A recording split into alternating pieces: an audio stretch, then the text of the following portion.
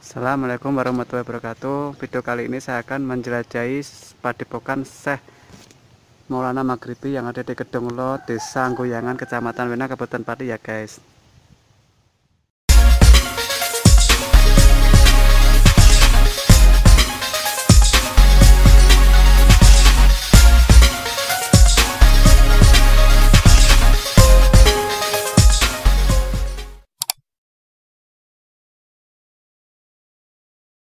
Assalamualaikum warahmatullahi wabarakatuh. Video kali ini saya akan menjelajahi Padepokan Syekh Maulana Maghribi yang ada di Kedunglo, Desa Anggoyangan, Kecamatan Wena, Kabupaten Pati ya guys.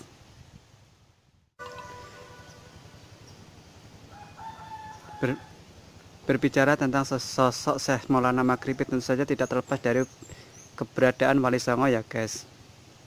Wali Songo adalah masjid para mubalik yang melakukan dakwah dan syiar agama Islam di Pulau Jawa pada abad ke-15. Pada umumnya orang mengenal Wali Songo hanya berjumlah 9 orang.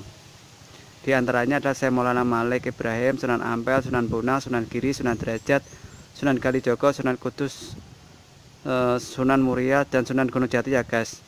Namun menurut hikayat yang berkembang di tengah masyarakat luas, jumlah Wali Songo tidak hanya 9 orang, tapi kalau dihitung hampir 20-an, malah bisa lebih ya guys. Wali Songo tidak seperti pendapat kebanyakan orang, yaitu wali yang jumlahnya songo atau jumlahnya 9. Menurut penuturan Tom Thayyib Jumadi, kata songo berasal dari bahasa Pali yaitu Sanghai atau dan bahasa Sanskerta Samga yang berarti persaudaraan atau majelis dan perkumpulan. Kata Sangha lazim digunakan pada masa itu untuk menyebut sebuah majelis ya guys.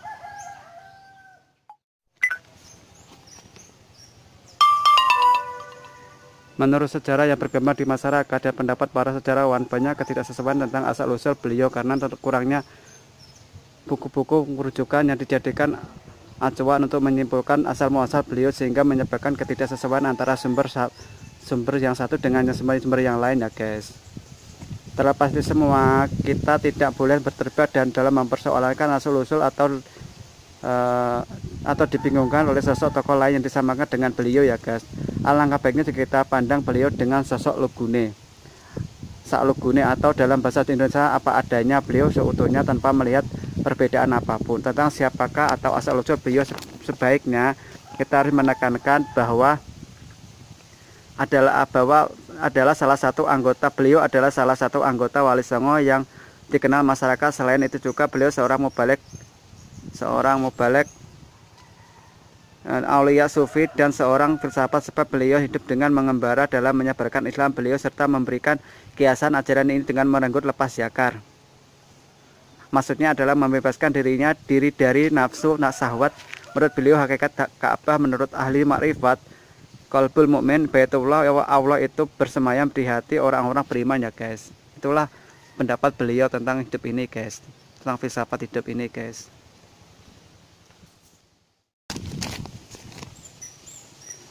Oke, kita kembali ke topik awal ya guys. Di Kedunglo ini bukanlah makam beliau, namun bekas peninggalan padepokan yang ada pada mulanya adalah tempat hunian atau padepokan pertapaan atau peninggalan barang-barang pusaka, diantaranya kontang, gondil, ontokusumo.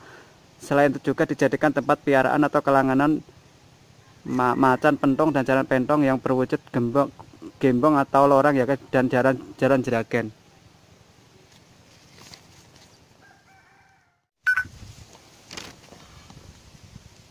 Menurut penuturan dari juru kunci, tempat ini kira-kira abad ke-15 manakala Syekh Maulana Maghribi sudah melanjut usia guys. Beliau berdakwah di pegunungan Kapur Utara ya guys, dan tertarik untuk tinggal di daerah yang punya sewu kedung, diantaranya Kedunglo, Kedung Wungu, Kedung Tapen, Kedung Prau, Kedung Ringin, Kedung Lumpang, dan kedung lainnya.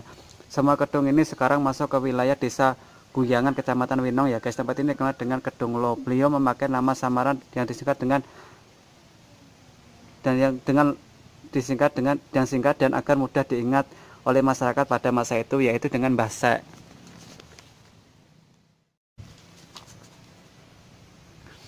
Karena Mbah Syekh seorang mubalik yang berilmu tinggi dan berkaromah, dalam waktu sebentar nama beliau sudah tersiar ke segala penjuru ya guys. Dengan begitu banyak orang yang datang untuk berguru ilmu agama, mencari ketentraman hidup dan kedamaian jiwa, serta mencari pengobat penyakit kalau ditolak balak dan sebagainya, sehingga Padepokan Kedunglo ini semakin masuk dan beliau punya banyak murid.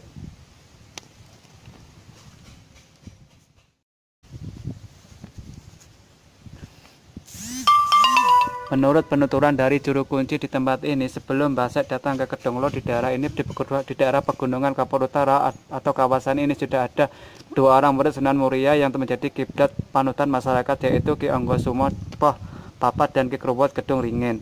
Kedua orang ini dikenal masyarakat sekitar kawasan timur barat Laut Blora sampai ke timur Laut Grobogan ya guys.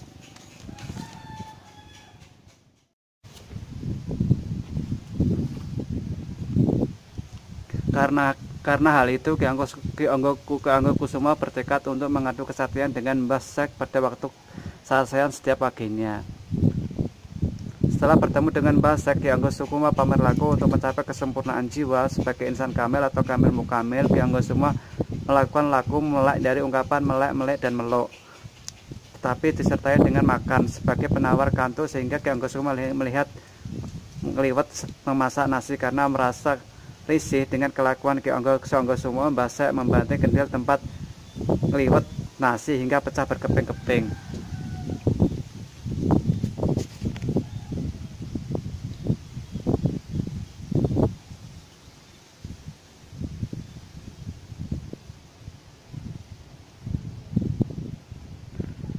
Oleh sebab itu, Ki Anggokusumo lantas pamer kesaktian dengan menyatukan kendil yang sudah pecah berkeping itu menjadi utuh ya guys. Karena merasa kurang puas, Ki Anggokusumo menantang Mbah Sek dengan balapan lari. Saat itu juga Ki Anggokusumo menggunakan ajian sapi angin. Dengan kesaktian Mbah Sek akhirnya dapat mengejar dengan berlari di atas pucuk padang ilalang ya guys. Dan akhirnya padang ilalang itu dicipta Mbah Sek menjadi lautan yang ombaknya bergulung-gulung setinggi pohon nyiur. Ki Anggokusumo merasa kalah dan semakin dongkol hatinya.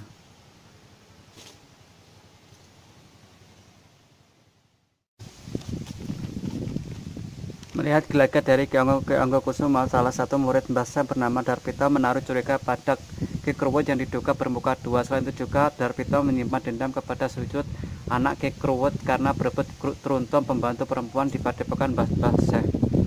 Di Padepokan Mbah Sek ya guys. Karena hal itu Darpito datang ke Kedung Ringin untuk menyelidiki hal itu. Tanpa sengaja melihat sampai ke Kedung Ringin, Darpito bertemu dengan Semi atau anak bungsu Ki Kruwut. Begitu melihat Semi, Darpito jatuh cinta kepada Semi hingga pelupa diri, sehingga merasa berang dan tidak senang kepada Darpito yang mengejar-ngejar adiknya. Akhirnya Suyut membunuh Darpito.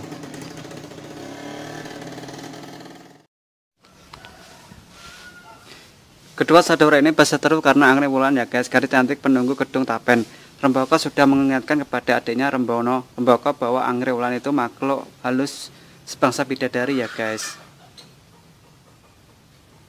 Dan Matirta di sedang kawidodaren kawat, dan kalau menumbuk padi di kayangan pari Dewi Sri di Gedung Lumpang, Gedung Lesung dan Perahu atau Gedung Perahu dan Gedung Tapen. Dan Remboko naik pitam ketika Remboko naik pitam ketika Rambono hendak menikah.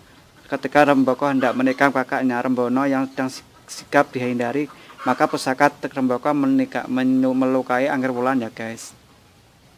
Tiba-tiba terjadilah keajaiban.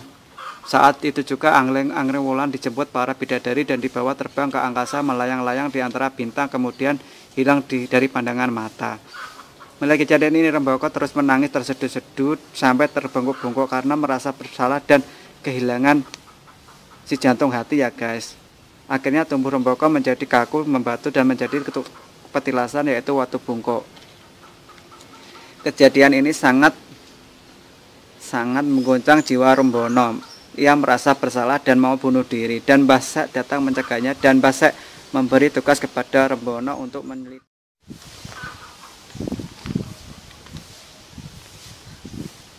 Jasad Darpito yang dibuang Suyut di wilayah Poh Papat menyulut api kemarahan Ki Anggokusumo ya guys pada Ki Kruwut.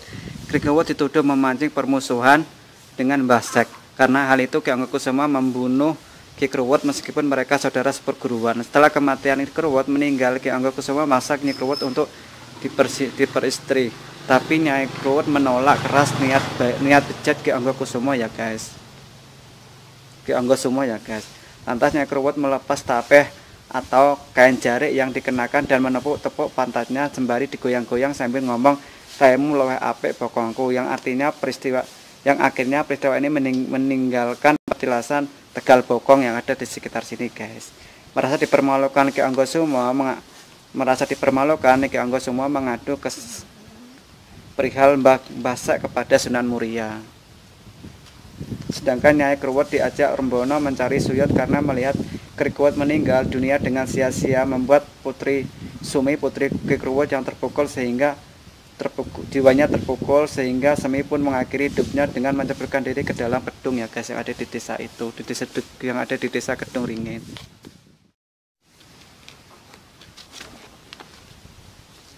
Setelah berusaha berhari-hari, akhirnya Nyai Kruwut dan Rembono berhasil menemukan Suyut yang menyamar sebagai Ajar Adipolo di Gunung Tebak ya guys. Kemudian Ajar Adipolo menuntut balas atas kematian ayahnya Ki Kruwut ke Kepoh Papat, sehingga terjadi pertarungan hebat antara Ajar Adipolo dengan Ki Angga Sumo. Mendengar kejadian itu, Sunan Muria datang melarai pertarungan dan Ki Angga Sumo disadarkan. Akhirnya Suyut memakai nama Adipolo dan dijodohkan dengan Truntum, dan semua Sunan Muria merubah nama Truntum menjadi Muslimah ya guys. Karena Truntum menunjukkan akhlak yang mulia sebagaimana layaknya perempuan muslimah saat ini. Sebelum Mbah Sek melanjutkan tabligh ke keliling beliau ke daerah pantai selatan, Sunan Muria datang menemui Mbah Sek di Kedung Lo. Sesampai di Padepokan Mbah Sek, Sunan Muria disambut dengan jamuan makan siang. Di situ Sunan Muria menunjukkan kesaktiannya dengan memetik lalapan kacang lanjaran dari kebun sayur di Gunung Muria yang nun jauh di sana, hanya dengan mengangkat tangan kirinya ya guys. Dan Mbah Sek ganti ujuk kebulian juga sebagai hidangan penutup atau tombok amis. Beliau menanam biji nangka yang langsung tumbuh besar berbuah dan langsung masak, dan kemudian dengan hormatnya Sunan Muria menuding kalau Mbah Sek adalah guru Syekh Maloyo atau Sunan Kalijogo atau ayahandanya ya guys. Ayahanda Sunan Muria guys. Saat itu juga Mbah Sek membuka jati dirinya di hadapan Sunan Muria beserta murid-muridnya di Padepokan Kedung Lo, bahwa Mbah Sek adalah Maulana Maghribi, dan dengan berbuka jati diri Mbah Sek dan akhirnya beliau berpamitan untuk melanjutkan tabligh keliling ke arah pantai selatan ya guys. Dan sampai meninggal beliau katanya dikuburkan di daerah pantai selatan ya guys. Sebelum pergi, Mbah Sek berpesan agar anak Ki Kruwut agar dijadikan pemuka masyarakat di Kedung Lo ya guys, serta berhak merawat pusaka kantong gondel, Ontokusumo, dan hewan kelangenan macam pentong dan jaran pentong ya guys. Inilah asal usul Padepokan Kedung Lo ya guys. Ini asal usul ke Padepokan Kedung Lo. Kedung Lo ini sebuah padepokan ya guys. Daerah ini dulunya adalah tempat tertinggi di antara di Kedung Lo ini guys. Jadi sekarang jadikan makam umum guys. Dan sebagai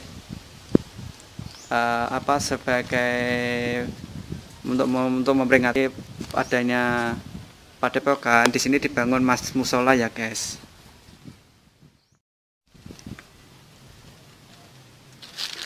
Oke guys, untuk mengenang jasa-jasa beliau, di sini sering diadakan tahlilan, diadakan khataman Quran, yasinan gitu setiap Jumat lagi ya guys. Setiap sebulan sekali itu diadakan tahlilan itu tadi, acara itu tadi guys, untuk mendawamkan atau membiasakan dan menteladani sifat-sifat beliau guys. Karena dari dulu memang sendiri ini pusat agama Islam guys. Di tempat ini guys, tepatnya tempat ini juga guys. Ini guys. Tempat ini dulunya adalah tempat pusat Islam guys. Jadi sampai sekarang pun masyarakat sini masih memegang teguh ajaran dari para wali yang diwariskan oleh Mbah Maulana Maghribi sini guys. Ini adalah hasil dipugar kemarin guys. Ini pugaran baru guys. Jadi tidak menghilang, ini hanya diganti begini aja guys. Dulunya ini masih seperti langgar guys, kecil gitu. Ini salah satu suasana dari Padepokan Donglo Syekh Maulana Maghribi ya guys, yang ada di sini guys. Ini posisi di sini. Ini sekali lagi ya guys, ini bukan makam atau kuburannya Syekh Maulana Maghribi ya guys, tapi ini adalah padepokannya sebelum beliau hijrah atau bertablik ke arah ke pantai selatan ya guys. Ini adalah salah satu buktinya guys. Tapi karena ini mungkin di dalamnya ada senjata-senjata tadi ya guys, tapi disimpan oleh keluarga ini Pikruwut ya guys sampai sekarang guys. Ini kondisi dari padepokan Donglo, padepokan Syekh Maulana Maghribi yang ada di Donglo ya guys. Ini adalah ini pintu masuknya guys. Ini pohon besar guys. Ini adalah kondisi sekitar dari padepokan Maulana Maghribi yang ada di Donglo ya guys. Ini pintu masuknya guys. Pintu masuk.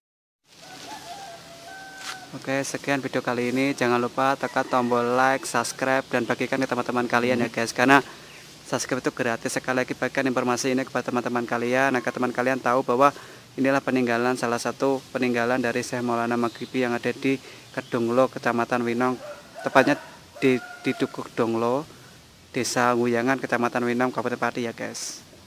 Oke, see you next video, bye bye.